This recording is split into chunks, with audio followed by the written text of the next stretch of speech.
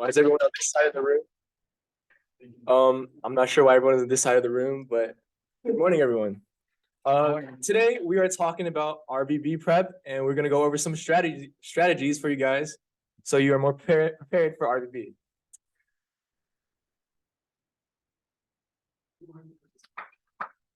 Also, I am a Swintern. My name is Dylan Tan. And I'm Nathan Leung. I'm trying to figure out how to get this mouse into the bottom screen. Well, that's because it's showing over here, so you have to. Got it. So here you can become a paid member. Here's some of the cool swag that you will get if you become a paid member. And we have a mentorship program to take your skills to the next level, certification reimbursement, and many more. It's only $20 per semester and $35 a year. Here's a link to get on the website for our membership link. So Fall RvB 2022 will be on Saturday, November 12th, 2022 from 11 a.m. to 5 p.m. So you're just gonna learn more about business, IT, and system administration for all skill levels. So if you're a beginner and haven't had experience with cybersecurity, you can join. Or if you're really high up there, you can also join and try to win the competition. Yeah, signups are closed right now, but we're excited to have it on Saturday. And I hope you guys will be prepared after this presentation.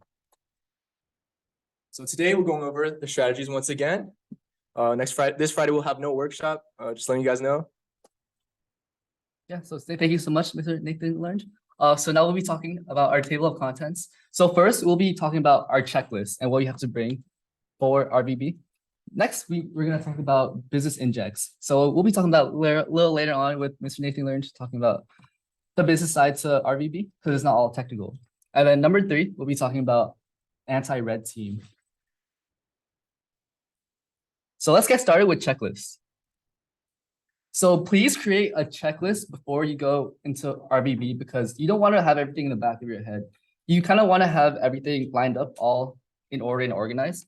And for me, I like putting the most important stuff on top and the things I will want to do in the beginning, and then the less important stuff at the bottom.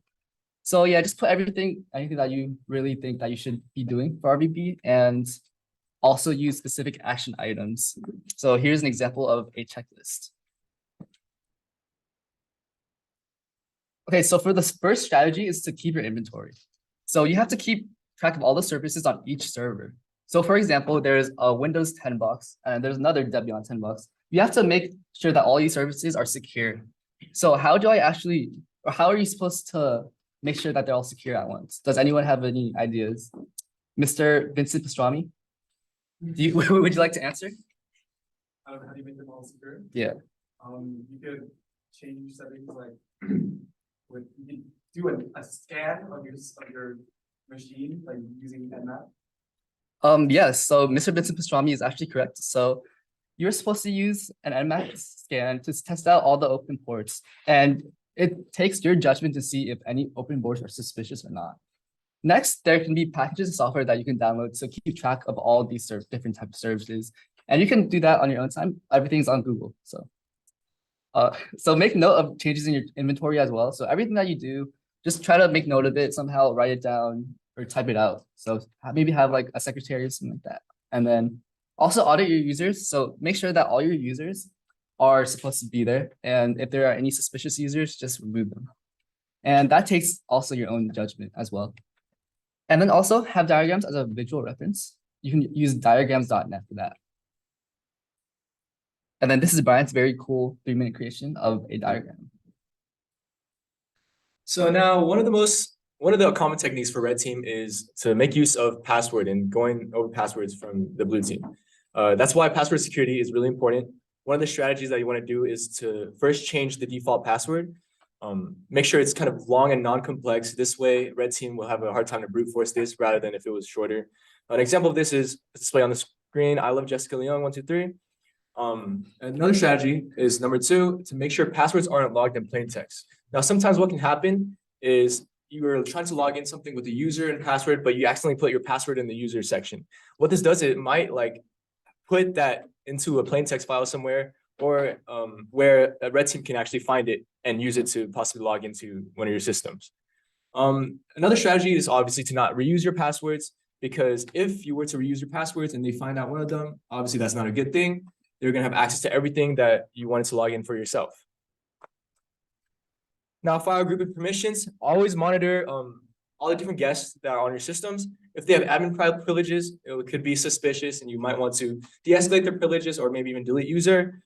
Same thing with RWX privileges, the read, write, and execute privileges. If a user has those, you want to make sure to monitor it and see if it should be like that. And if you need to do anything to de-escalate the privileges, make sure you take a look at that. Now, for Linux, there's a couple things I need to look over. For TeamMux, is basically a way to multitask. What this allows you to do sometimes is have different shells that you're able to be responsible for. You can create windows and navigate within the windows, and it can be a very helpful tool. Also, make use of the command function of change password, like I just mentioned. This will be useful to change your passwords. Also, what's important to know is know what service your box is running on. netstat-tulpn is the command for that. UFW is, you should get familiar with this. Basically what UFW is it's a uncomplicated way of using firewall. Basically it's a user-friendly firewall using IP tables. LambStack, get familiar with that. Basically it's Linux, Apache, MySQL, and PHP. What that does, it's a web server. It basically functions as a web server. Nmap and netstat is important to get familiar with. The main difference between Nmap and netstat is when you run an Nmap scan, it basically gives the attacker's perspective and what the attacker sees. And netstat is basically shows what the computer really knows within itself. One thing that's really important is PAM files. PAM files is basically what allows for authentication to get into the system. For example, some key files to know about are this one. What the Debian-based Linux verifies if password is correct is the common auth command. And for common password is basically what decides if password has to be uppercase, lowercase, use special characters, etc. Now for detection, as you can see here, PSAUX is useful to see the running processes. W uses you're allowed to see the currently logged in users. /var/log helps you look at the log to see if there's any suspicious activity. For kicking out users, these are the commands, kill-9, and using PSAUX, you can kind of find the PID. You can find the PID through using PSAUX, and what the PID is useful for is you could use that to kill the user, basically. Now for Windows, PowerShell is really important. It's basically a better command line version. And it's important to know how to change your passwords in one command for Windows. It can help you save time. Disabling SMBv1. SMBv1 is a tool that is used to share files, or you can share files or printers. It's basically, and there's like usually tactics to go against this. For example, Eternal Blue, that is very, that they can use it as a way to get into a system. So make sure you disable SMBv1. Take note of that, Vinny. Firewall rules, be familiar with firewall rules and finding system info and document inventory. Now for Windows detecting, make sure you monitor the logs of the services. You can use Event Viewer. You can see that all the failed logins through Event Viewer. Make sure you have Task Manager up so you can see all the running processes. For kicking out users, use Firewall to block unnecessary connections to anything. And Task Manager, once again, you can use to end any processes that you need to end. Now, why are updates important? Can someone answer that for me? Oh yes, Jason. So these are kind of important, not just for like extra features and like improving functionality, but also like patch certain security updates that would have like been vulnerable in past versions. Yeah, that's basically correct. When you update something, it helps with the patches on any old vulnerabilities that a system might have. And yeah, the one that goes into one way that this has been exploited before. There will be version numbers of an old software that you can search up, and you can find many vulnerabilities for it. So I believe that's why updating is really important to the latest software, to the latest version. Now, I will now be going into the business side of things. This will include injects. Now, what exactly is an inject? An inject is basically a task that you're going to be assigned in RvB. Now, this is supposed to replicate kind of the real business world mixed with cybersecurity skills. You're going to have a situation where you're going to have to present to a manager or an employer, and they might ask for like a network scan or like a log of all the vulnerabilities in a system. And what is important is to make sure that you help communicate with them in a way that they understand. A lot of business managers may not have the technical skills or understanding for you as the blue team to understand what you're saying. So make sure you're clear and concise with what you're saying. So yeah, these are some of the examples that you might have to go through in order to tell to the business manager. My experience with this last year, I actually had to do an inject, and it was very nerve-wracking, but I believe that I was able to be confidently say my part in things, and I feel like I was successful with it. So an extra tip though, if you don't feel like you don't have enough time to complete an inject or anything, make sure do not ignore the inject. Try to email the business manager, the manager, or whatever inject has emailed you. That way you get points. If you don't do anything at all, you will get 0 points. So we want to avoid that. Now, so for presenting skills, make sure that you prepare for any possible presentations. You might have to create slides. You might need a template like this, but do not reuse this template. By the way, you will get points docked off. And when speaking to your superior or employer, make sure you never lie. They will know if you lie, and if you lie, you will get points taken off. Make sure you speak with confidence and make sure everything you have that's set up is organized. Now I'll be passing it off to Mr. Dylan Ton for anti-red team. Thank you so much, Mr. Nathan Learned, for that amazing presentation. So now we'll be talking about anti-red team. So let's talk about software management first. So please keep an eye out for any suspicious software on your command line or on your services. So for example, there are password crackers that are as a software that can crack your password. So for example of that is some of these software, they can go back to what you previously put in your username or password, and they can get that, and they can use that password and log into all your systems. And then also a network listener is also a software.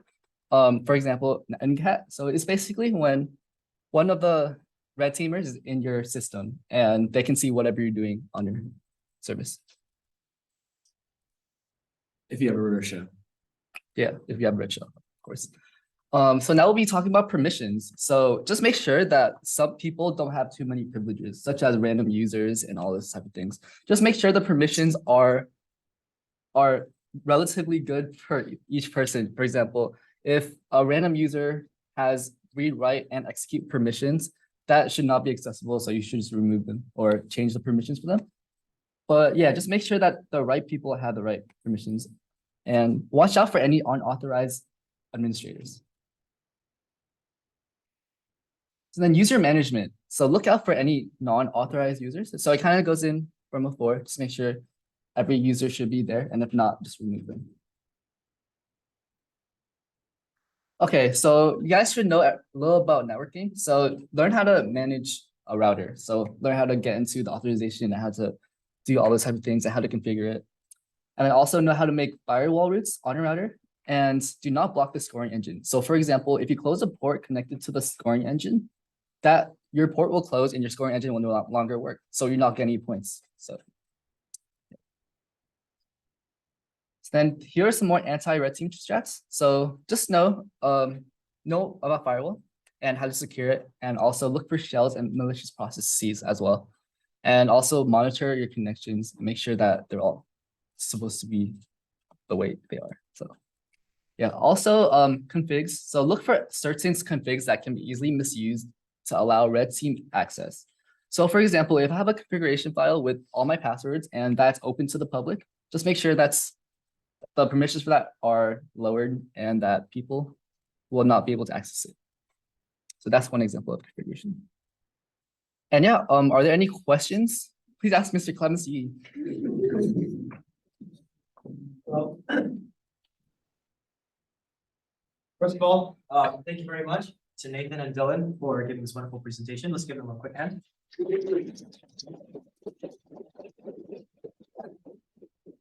I do want to point one thing out. Network, the router will not be in scope for the competition, so you will not have to worry about configuring the router. That being said, it is still very important to make sure your network is secure, so please, check for that. Does anybody have any questions regarding general strategies? And then password security, you mentioned how it's okay for default passwords, long down complex passwords, but how come they're not complex passwords? Is there a specific reason for that? It will depend on how you configure the passwords on each individual system you do. generally speaking, having a long password can be good for security because it'll make it harder to like brute force. But in some cases, and in most cases, honestly, you might want to have a complex password because that will make it even harder to guess. Also, to kind of answer your question again, it's just because if you have a long complex password, it's going to take too long for you to type it. That too. So if you just have it long and have the characters be simple, it'll be more straightforward and you can type it. And research has actually been done to prove that longer passwords are more effective than complex passwords and characters. So just for you, since you're doing RvB and you want to do things quickly and efficiently, just have long passwords, simple characters that you can get down. Any other questions? So the router is not focused. Out of scope. Like firmware. No, no touchy. Can't touch. No touchy. In fact, we're gonna try to hide it so that you guys can see it.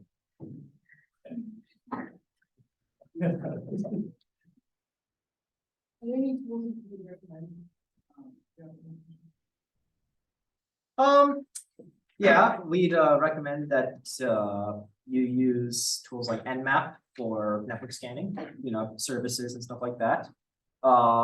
Using like if you want to just figure out like IPs and stuff like that, you could use IP config on Windows and IPA on Linux. I always forget the Windows one. Yeah. But yeah, use the IP command on Linux to check your IPs. I think, yeah, I should be there. Honestly, just like a lot of general tools that you use to find stuff out, I use those. Other ones that come to mind, that's that. I'm forgetting the names of the book right now. That's that in order to do config, I think it's part of the package. Is it? Yeah. Okay. For- But if config is deprecated, so Yeah, I would wait, use IP. not that it matters. Use IP. Yeah. There's also LSOC. LSOC is good. And PSOX is good for checking processes on Linux. So don't know much about Windows, but you could probably just open the server manager and look at a lot of things from there. Sysinternals, thank you, Jess. Derek, you look like you have a question. Taylor. So how would someone prepare for RvB between now and Saturday? I'd recommend kind of getting comfortable with using the environment that you've chosen to use. So for example, let's say that you're like you talk with your team and you're deciding, hey, I'm going to do Linux. Then I'd recommend that you kind of get comfortable with Linux, like get comfortable running commands, get comfortable using the command line. If you're going to do Windows, I get comfortable using the server manager, get comfortable using PowerShell, get comfortable, with a bunch of the other things that, like the other like editors that you have to type into the run box to use. So just getting comfortable with your systems is a good way to get started, because once you're comfortable with something, you can be like, hey, I don't know exactly what to do to solve this problem, but I know how to get there. So it builds up that solid foundation. Thank you. Thank you, Mr. Taylor. Do we have any other questions? Mr. Vincent Pastrami, would you like to ask any questions? I think I have a good understanding of this from the presentation. Mr. Jimmy, would you like to ask a question?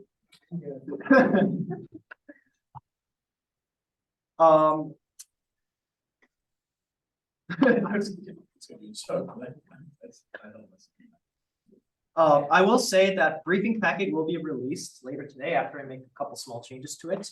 I recommend highly reading the briefing packet because it'll include some details that would be very beneficial to you in the coming competition. For example, one thing that's on the briefing packet is a list of all authorized users.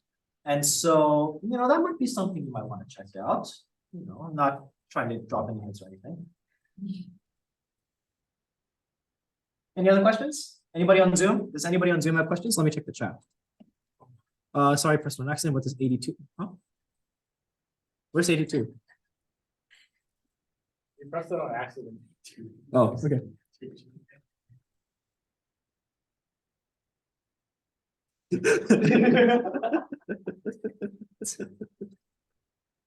Thank you guys for coming. The Alpha Cap side class is also here, so give them a little round of applause.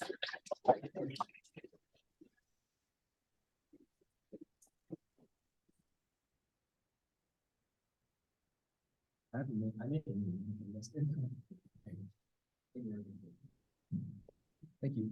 Thank you. Does anybody have any other questions? If we need to fill in some time, I might just show the briefing packet a little bit early.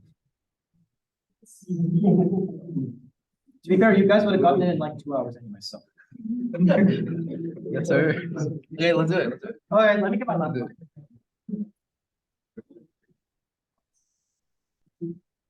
Can you fix I just need to.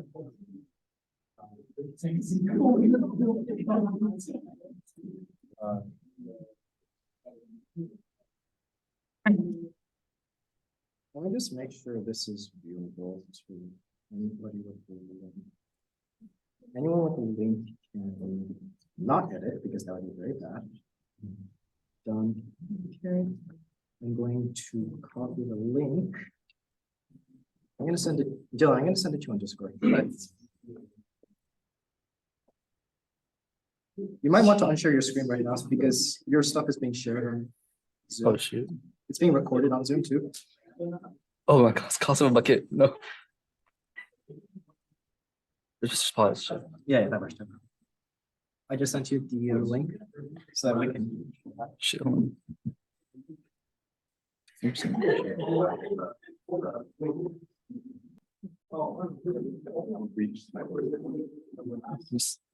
resume share.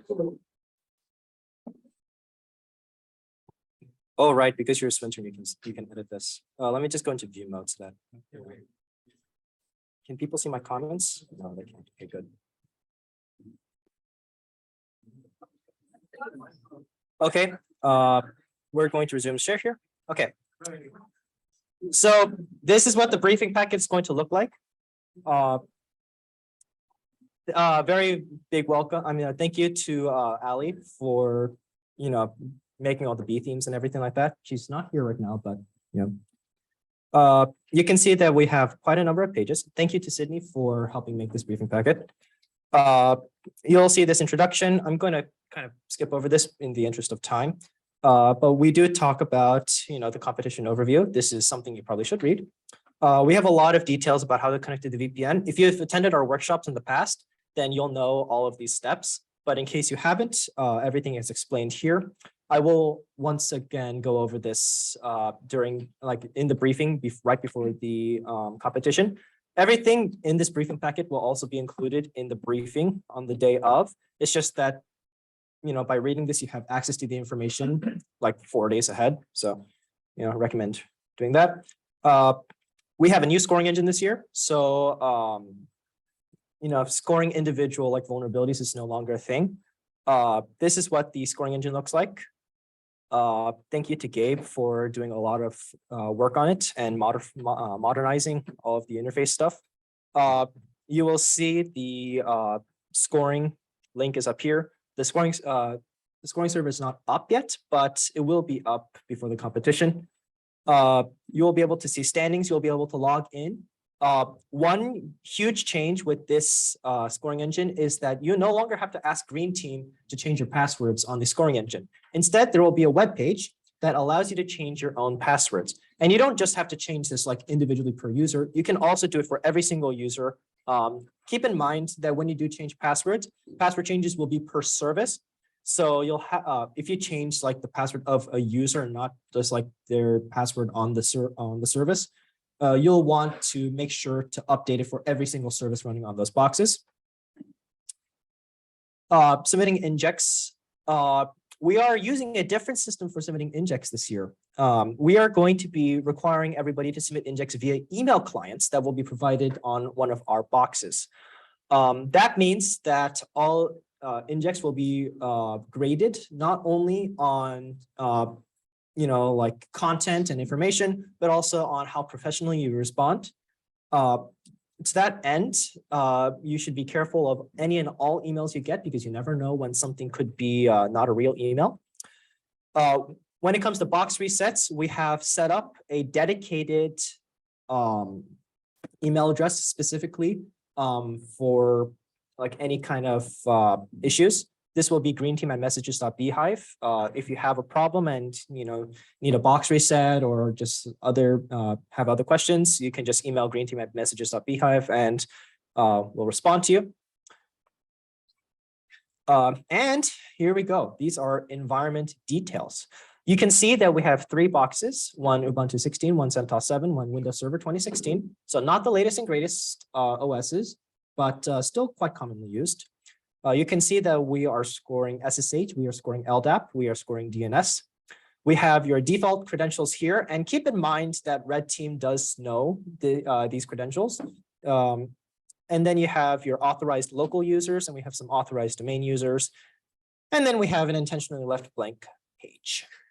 Once again, this briefing packet will be sent out later today to all confirmed teams.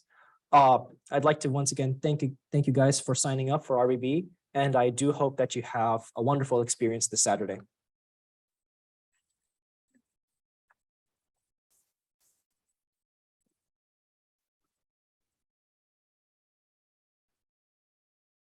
Yes, Miss Jessica Learn.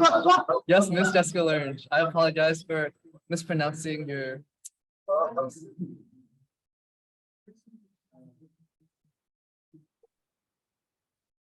Take inventory as fast as you can. Yeah, especially since last year I didn't really know anything about cybersecurity.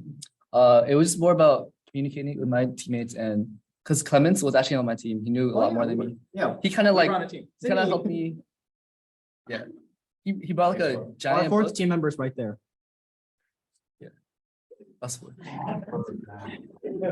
Yeah, he actually brought like 3 really giant books about Linux and the commands. So I was just looking through it, just learning on the spot. It's not so much learning. You don't really need to learn as much before, but I think learning on the spot puts more pressure on you to get everything done, right? So I would not recommend learning on the spot. That is generally not a very good strategy. oh yeah. Yeah. That was what I did though, because I Another had thing very you'll- experience. You'll notice that we're only giving you 3 boxes for teams of 4. And by the way, every single team competing is a team of 4, which is amazing. I'm very happy how the math turned out there. So you guys should have a little bit of leeway when it comes to like the splits of boxes per number of people in your teams. Just don't try to dump everything on one person, because that one person will die. And we don't want that. Sorry, Clemens. Apologies accepted. So how's Does your any- experience like, Nathan? RvB? Yeah. Does anybody have any other final questions before we wrap up Sounds good. today?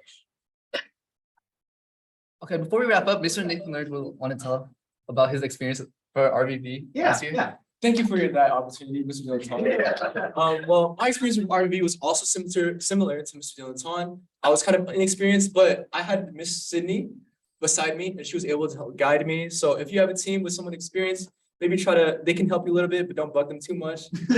I might have bugged her a little too much, but just put yourself out there. Test it out. It's a good experience, and you'll learn a lot from it. Yeah, but basically what we kind of did with our team. So then Sydney and Nathan, they paired up, they did all the Windows machines. And then me and Clemens paired up, we did all the Windows machines. And Sydney and Clemens, oh, I said Linux. Oh, I said Linux, but yeah. But yeah, that's kind of how we did it because they're more experienced and we're kind of beginners. So we learned from them and we just got and paired up with them. So.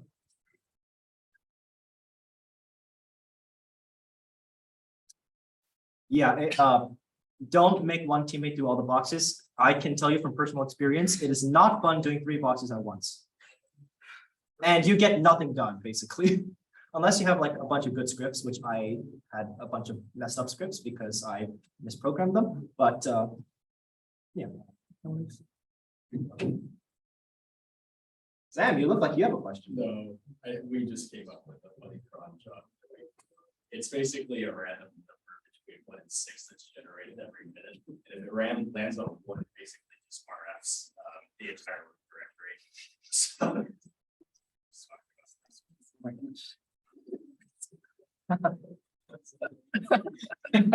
You won't have to worry about RF in the entire root directory.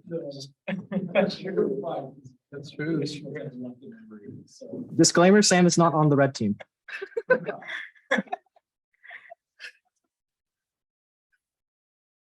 Anybody on Zoom have any questions? Mr. Dillon, do you have a question? Like the hair? We have a question on Zoom.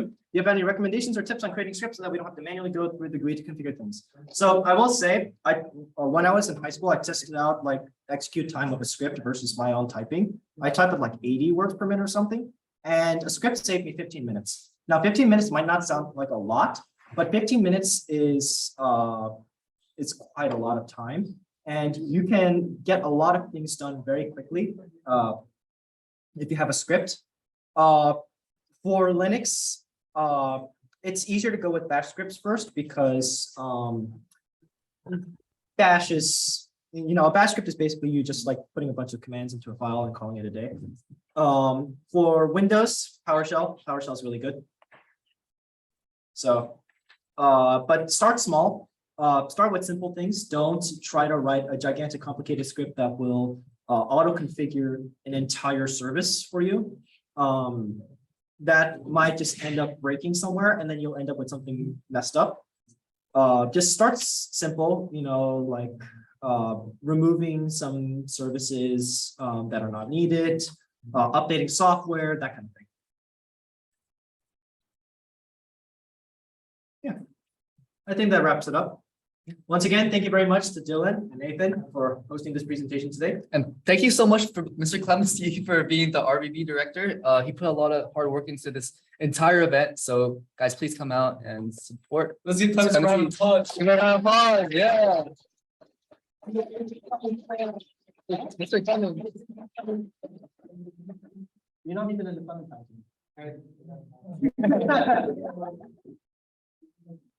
I'd like to say that my pals are going to win. You